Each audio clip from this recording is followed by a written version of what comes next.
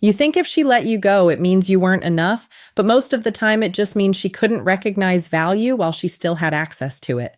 And that's the part that eats you alive, isn't it? Because you weren't abusive, you weren't lazy, you weren't playing games. You were solid, you were consistent, you were building, and she still drifted, doubted, entertained options, tested boundaries until you finally walked away and the door actually closed. If you need reminders like this, truth, not comfort, subscribe, not because I need you, because you need a steady voice that keeps you from relapsing into chasing people who don't choose you cleanly. You don't need more romance advice. You need more self-respect installed on repeat.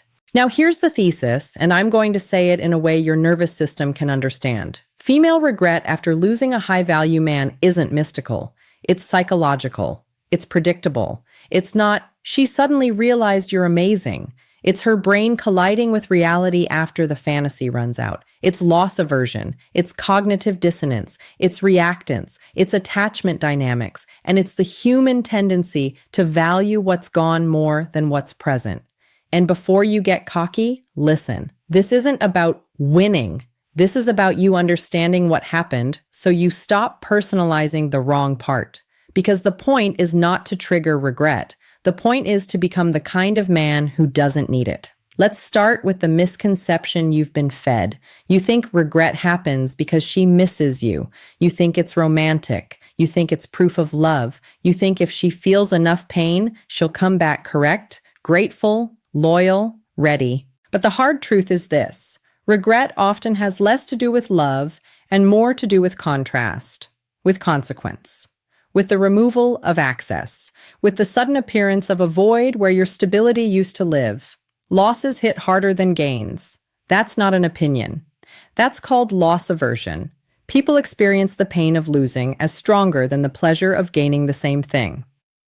Loss aversion, Wikipedia, https n.wikipedia.org, wiki or loss aversion, behavioraleconomics.com, loss aversion, https www.behavioraleconomics.com, resources, mini encyclopedia of B, loss aversion.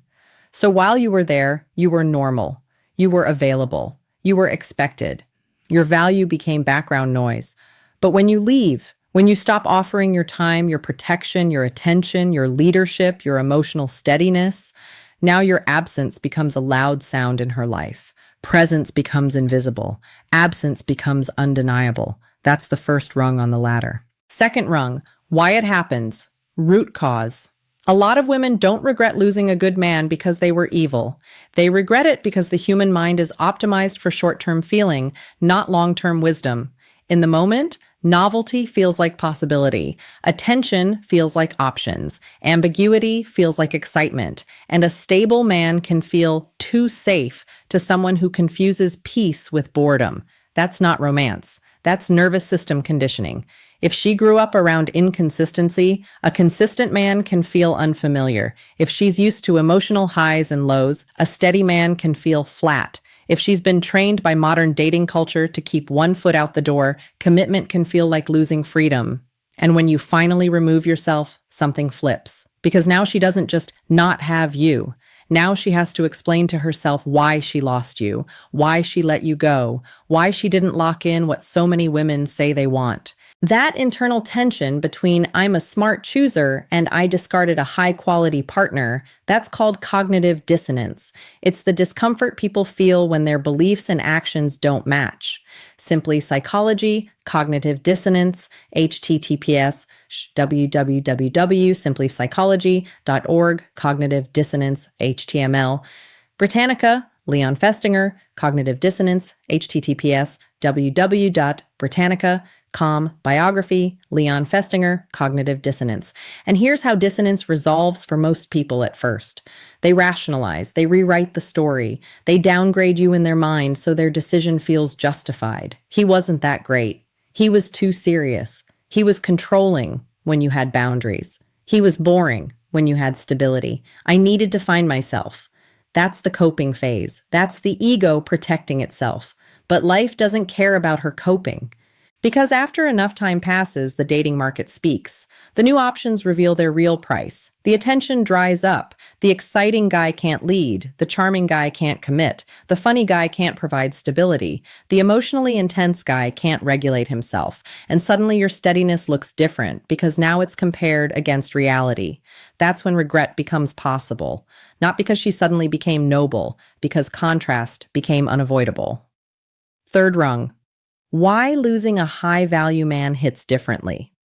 A high-value man, real high value, not Instagram high value, isn't just good-looking or high income. He's internally organized. He has standards. He has consistency. He has self-control. He has direction. He's calm under pressure. He doesn't need to win every argument. He doesn't need to beg for love. He's not easily replaceable because he's not common. And that scarcity matters, psychologically. You remove access to something rare, and the brain panics. Not always consciously, but subconsciously the mind registers.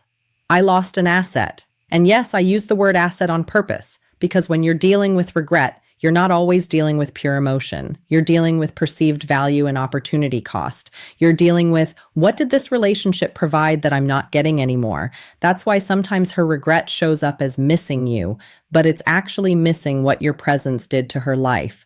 The calm, the structure, the safety, the sense of being chosen by a man who had standards.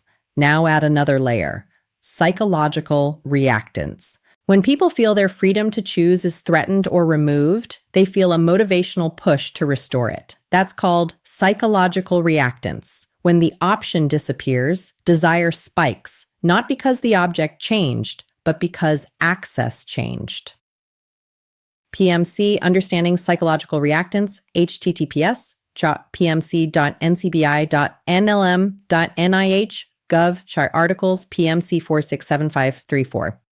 So if you were still available, still texting back instantly, still orbiting, still just friends, still emotionally on call, there's no reactance, there's no urgency, there's no consequence, you're still on the shelf. But when you leave with dignity, when you stop negotiating, when you stop trying to be understood by someone committed to misunderstanding you, the shelf becomes empty.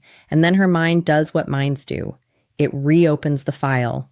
And you know what makes it even worse? In a good way for your self-respect, not in a manipulative way?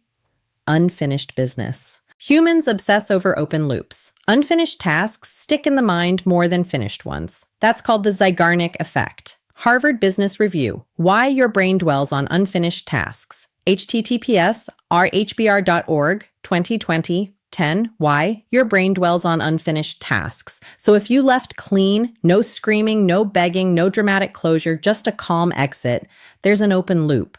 There's no emotional ending she can point to and say, see, that's why it ended. There's just a quiet consequence. And quiet consequences are loud inside the head. Now I need you to hear the tone I'm using. This isn't women are bad. This is humans are human. Men do versions of this too, but you're here because you want clarity about this pattern and you want to stop bleeding self-worth on people who only appreciate you after you're gone. So let's climb the ladder again because you need the full chain. Misconception: if I prove my value harder, she'll see it.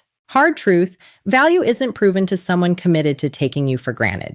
Root cause: her nervous system and ego prioritize short-term feeling and optionality over long-term alignment. Cost: you lost time, self-respect, and focus trying to be chosen by someone who was still shopping. Reframe: your job was never to convince. Your job is to choose, lead, and walk away when your standard isn't met.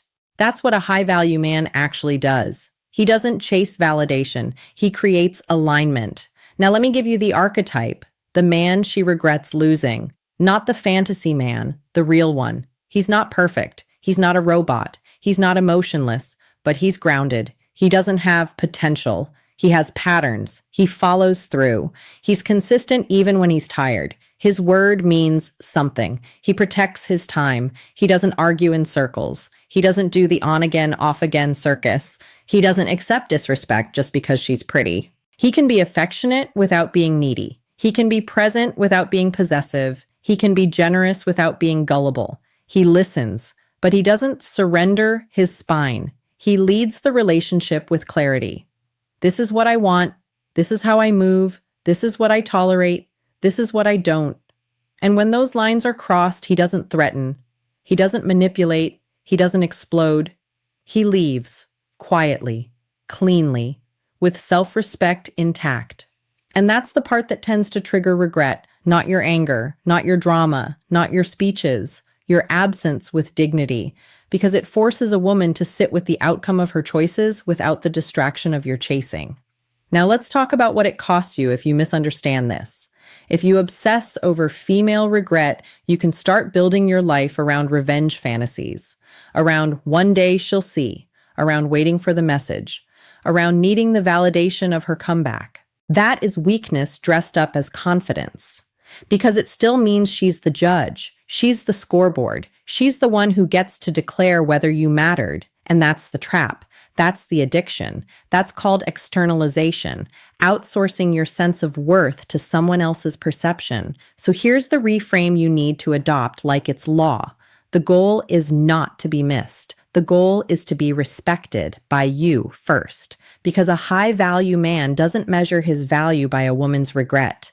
He measures his value by his standard, his discipline, his direction, and his ability to walk away from what doesn't fit. Now, you also need to understand the attachment layer because it explains a lot of push-pull behavior. Some people operate from secure attachment, comfort with closeness and autonomy. Some operate from anxious attachment, fear of abandonment, craving reassurance. Some operate from avoidant attachment, discomfort with closeness, deactivating feelings, prioritizing independence.